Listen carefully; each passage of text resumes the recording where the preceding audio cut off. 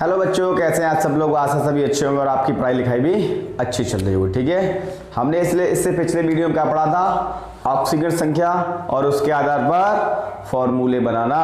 क्या सीखा था? फॉर्मूले बनाना, है कि नहीं। आप फॉर्मूले बनाना सीख गए हैं, है कि नहीं जी। बिल्कुल आप सीख गए होंगे, ऐसी आशा है। आपने वीडियो देख लिया होगा और आप क्या करेंगे होंगे, आप यानी कि फॉर्मूले बनाना सीख गए हो। ठीक है, और नहीं सीखा हो तो वीडियो को दोबारा क्या कर लेना, रिमाइंड कर लेना, इसको दोबारा देख लेना और आप निश्चित रूप से फॉर्मूले बनाना सीख जाओगे। ठीक है, चलिए आज इसी कड़ी में हम सीखते हैं अफबाऊ का नियम। किसका नियम? अफबाऊ का नियम क्या होता है ना।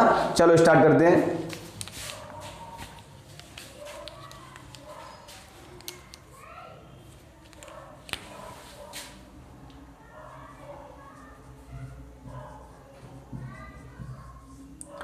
अफबाऊ का नियम ये क्या है? लॉ ऑफ बाउ, है कि नहीं। इससे पहले हम एक छोटी सी जानकारी डिस्कस कर लें। ठीक है, वो क्या है जो इसके लिए बहुत जरूरी है, क्योंकि हमने पढ़ा क्या है अभी तक। हमने पढ़ा था भाई एटम में क्या होती है, सेल में क्या होती है, सब सेल में क्या होता है, ऑर्बिटल। सेल कितनी होती है? 7। सब सेल कितनी होती है? 4।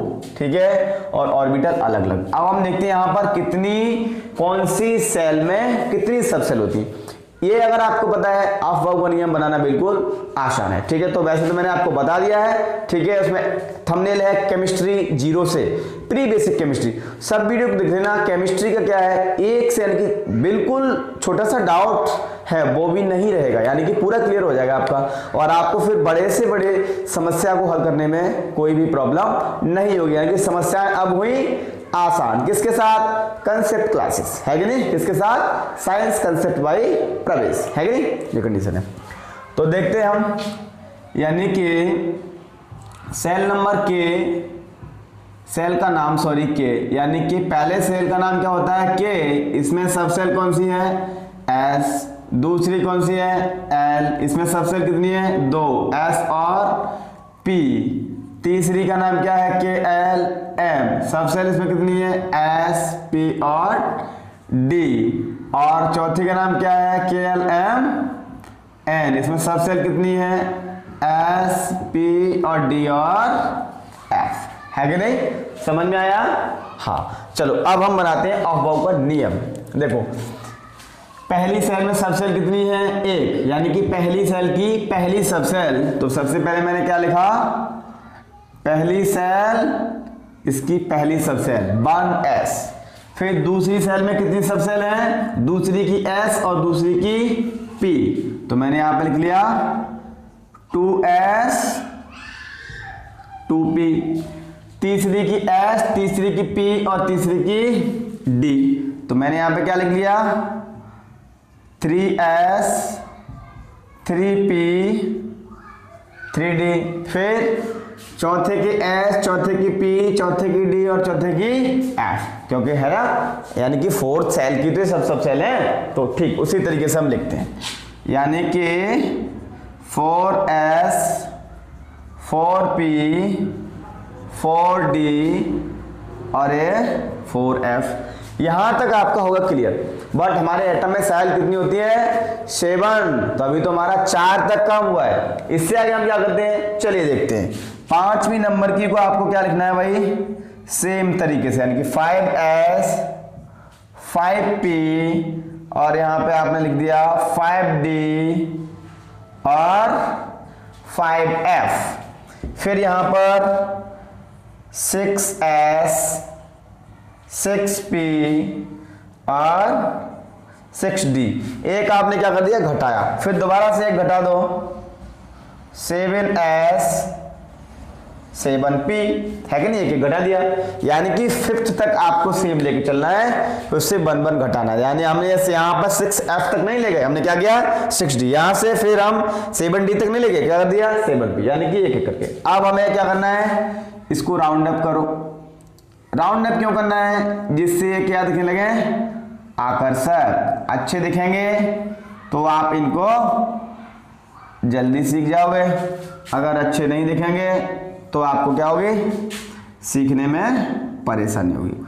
तो ठीक आपको भी अपनी कॉपी में अच्छे से बनाना है, इससे जल्दी सीख लो।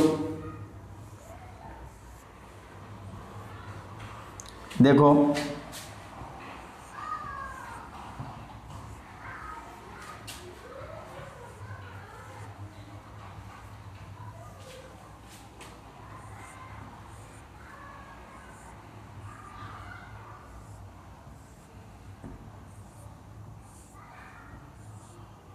ये आपका हो गया, ठीक है। अब आपको क्या करना है, इनको तिरछा काट देना है। तिरछा हम काटना कहां चालू करेंगे, यहां से, क्योंकि इसके सीध में ये आएगा, इससे लाइन टेढ़ी ना हो।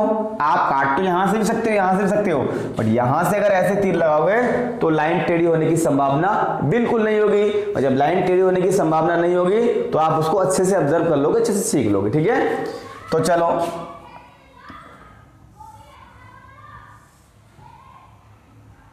ये हो गया आपका।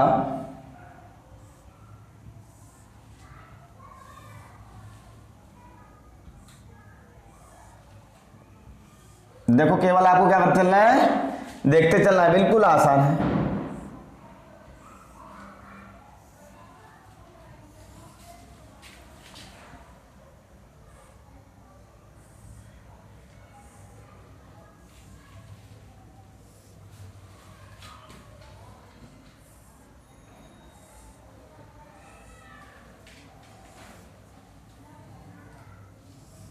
देखो ये हो गया। आप क्या करोगे, अब आप इसको काट दोगे। आप देखो हम इसको अगर शुरू में काटते तो क्या होता, लाइन टेढ़ी होने की संभावना रहती। तो देखो अब हम क्या करें, इनको तीर मारो इनमें, यहां से है ये,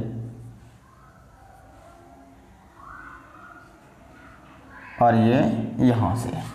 समझ में आया ना। चलो इसको और अच्छा अट्रैक्टिव बनाएं। कैसे बनाएं, यहां से लाइनें सीधी हो जाएं, जिससे कि हम क्या करें, इस पर डस्टर लगा दें, है ना। चलो अब हमें क्या करना है भाई, इलेक्ट्रॉन यहां से आ रहा है, इधर से आ रहा है इलेक्ट्रॉन, कहां से आ रहा है, इधर से।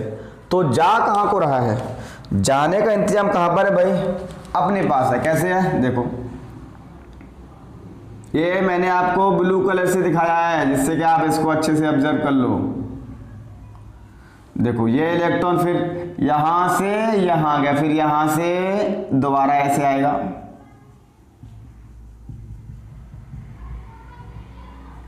फिर यहां से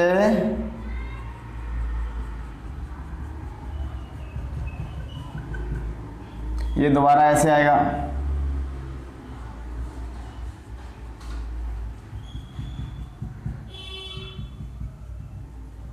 देखो इसमें कोई ज़्यादा हार्ड तो नहीं है, कोई नहीं है, बिल्कुल आसान है। इन सबको मिला दो, इनको मिलाओ,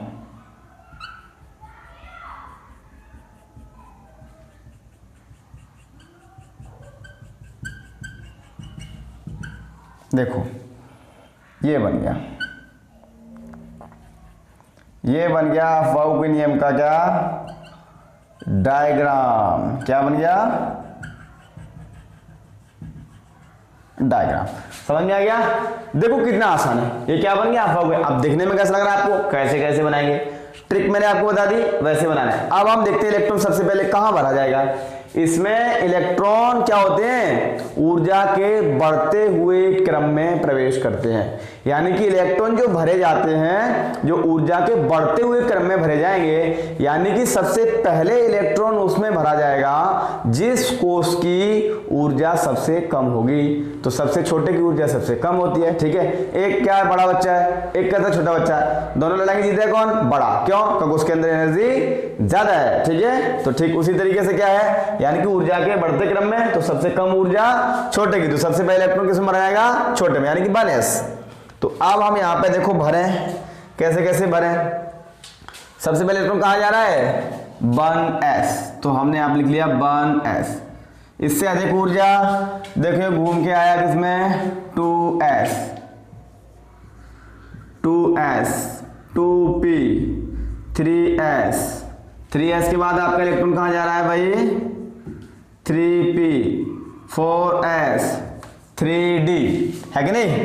देखो 4s, 3d, फिर कहाँ गया भाई 4p, और 4p से फिर कहाँ जाएगा इलेक्ट्रॉन 5s, कहाँ पर जा रहा है भाई ये 5s, और 5s से फिर कहाँ जा रहा है भाई 4d, कहाँ पर जा रहा है 4d, 4d से फिर 5p, किसमें 5p, और 6s, और 6s के बाद इलेक्ट्रॉन यहाँ पर कहाँ जा रहा है 4f, कहाँ पर गया ये 4f, ये निशान किसका है, बड़े और छोटे का, ठीक है। 4f के बाद इलेक्ट्रॉन कहाँ जा रहा है भाई 5d, कहाँ पे गया है भाई ये 5d, 5d के बाद 6p, देखो इलेक्ट्रॉन कहाँ तक आ गया, यहाँ तक 6p, फिर आएगा आपका 7s, 7s के बाद कहाँ जाएगा 5f, 5f के बाद कहाँ जाएगा 6d, कहाँ पर 6d के बाद 7p। इस तरीके से इलेक्ट्रॉन भरा जाएगा, समझ में आएगा। चलो हम एक इलेक्ट्रॉनिक विन्यास आपको भर के बताते हैं। एग्जाम्पल हम किसका ले लें, चलो किसी न किसी का, दो एग्जाम्पल हम ले लें, एक किसका ले लें पोटेशियम का, और एक ले लें किसका एल्यूमिनियम का, है ना। तो मेरे पास क्या है भाई एल्यूमिनियम Al13, इसमें बेटा प्रोटॉन कितने हैं, P का मतलब 13, और P equal to E, electron कितने हैं 13। हमें क्या भरने हैं सब सेल में इलेक्ट्रॉन, प्रोटॉन तो नाभिक में होते ही है, मैंने आपको परमाणु बनाना सिखा दिया है, ठीक है। अगर नहीं सीखे हो तो पिछली वीडियो को देखो, समझ में आया। चलो अब हम भरते हैं इलेक्ट्रॉन को। तो सबसे पहले इलेक्ट्रॉन कहाँ भरेंगे 1s, S में इलेक्ट्रॉन कितने होते हैं देखता हूं 2, P में कितने होते हैं 6, D में कितने होते हैं 10, F में होते हैं 14, यानी कि 14, 2, 6, 10 एंड 14, ये किसके हैं सब सेल के इलेक्ट्रॉन है ना। चलो अब हम भरते हैं, देखो 1s2, देखो S में अधिकतम 2 भरे जा सकते हैं, मेरे पास तो 13 है ना, अभी भर दूं 2, फिर कामा लगाओ क्योंकि यहां से दूसरी सेल देखो, फिर 2s2 2p6, मेरे पास कितने भर गए 6 और 2 8 2 10, कितने भर गए हमारे पास 10, बच्चे कितने 3, और टोटल तो हमारे पास 13 है। तो 2p के बाद कहाँ जा रहा है 3s में, तो कॉमा लगाओ 3s2, क्योंकि 3 इलेक्ट्रॉन बचे ना तो 2 तो भर सकता हूँ, फिर 3s के बाद 3p, तो 3p बचा कितना मेरे पास 1 इलेक्ट्रॉन बचा है। ये किस में भर गया भाई, इसको हम बोलते हैं इलेक्ट्रॉनिक विन्यास, सब सेल में भर गया, किस में भर गया सब सेल में। ठीक मेरे पास क्या है, मैंने आपको बताया था, मैं आपको किसका बताऊंगा पोटेशियम का, और बता दूं आपको किसका बताऊं पोटेशियम, यानी कि 19K, इसमें बेटा इलेक्ट्रॉन कितने हैं, इलेक्ट्रॉन आपके 19 और प्रोटॉन कितने हैं 19, इसको हमें भरना है। देखो 19 प्रोटॉन है 90 इलेक्ट्रॉन है, 1s2 2s2 2p6 3s2 3p6, हमारे पास कितने हो गए 6 2 8 6 14, और 14 2 16 2 18, हमारे पास बचा 1। तो ये कहाँ गया इलेक्ट्रॉन 3p के बाद कहाँ जा रहा है 3p के बाद 4s, तो हमने यहाँ पे लिख दिया 4s1, क्या लिख दिया 4s1, समझ में आ गया। ये आपका क्या हो गया ऑफ बाउ का नियम, समझ में आ गया। चलो यहाँ पे लिख दें, इसमें इलेक्ट्रॉन भरे कैसे जा रहे हैं, इसके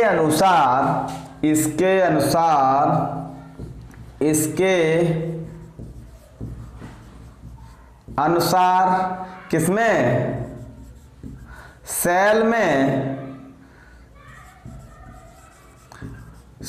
में इलेक्ट्रॉन उनकी बढ़ती हुई ऊर्जा क्रम के आधार पर भरा जाता है। ठीक है, यानी कि इलेक्ट्रॉन सबसे पहले किस में भरा जाएगा, जिस सेल की ऊर्जा सबसे कम होगी, और किस सेल की ऊर्जा कम होगी, जो सेल सबसे छोटी होगी उसकी ऊर्जा सबसे कम होगी। तो सबसे पहले इलेक्ट्रॉन कहां भरा जाएगा, सबसे छोटी सेल यानी कि 1s। मैंने आपको बताया ना, कोई इलेक्ट्रॉन यहां से प्रवेश कर रहा है, ऐसे ऐसे ऐसे करके जा रहा है। ठीक है, ये आपका हुआ क्या, अफबाउ का नियम। समझ में आया? चलते मिलते हैं नेक्स्ट लेक्चर में। ठीक है, अब आपको क्या करना है, क्या करना है आपको, यानी कि आपको वीडियो को शेयर करना है। क्या करना है, शेयर करना है। ठीक है, बाय बाय।